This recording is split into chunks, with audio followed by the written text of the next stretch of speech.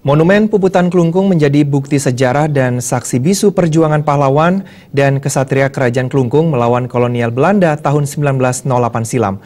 Berdiri di pusat kota Semarapura, monumen dengan ketinggian 28 meter tersebut di dalamnya menyimpan berbagai cerita kehidupan rakyat Klungkung pada zamannya, mulai dari kehidupan sosial, ekonomi, budaya, dan sejarah perjuangan pahlawan melawan penjajah.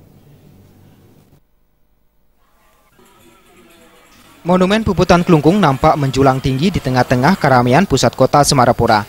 Monumen ini memiliki tinggi sekitar 28 meter dan berdiri di areal tanah dengan luas sekitar 128 meter persegi.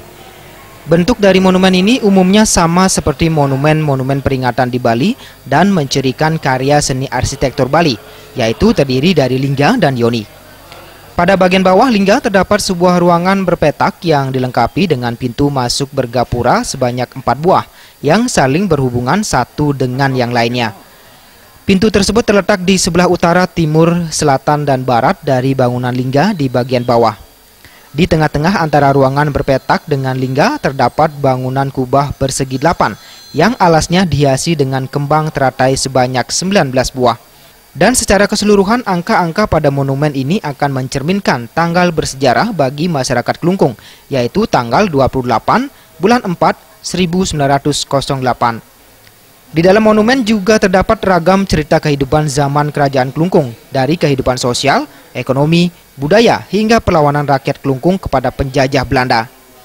Hal inilah menjadi latar belakang perjuangan para pahlawan kala itu sehingga disebut sebagai Perang Puputan.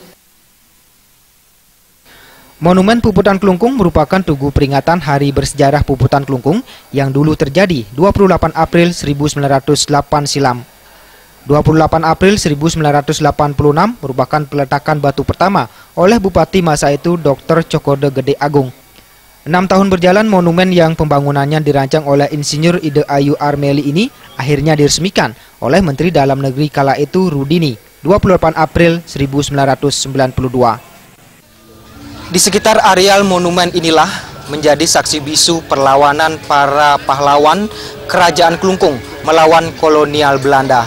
Hal ini jugalah yang menjadi dasar kenapa monumen ini disebut sebagai Monumen Puputan Klungkung. Dari Klungkung, Ari Wiratno.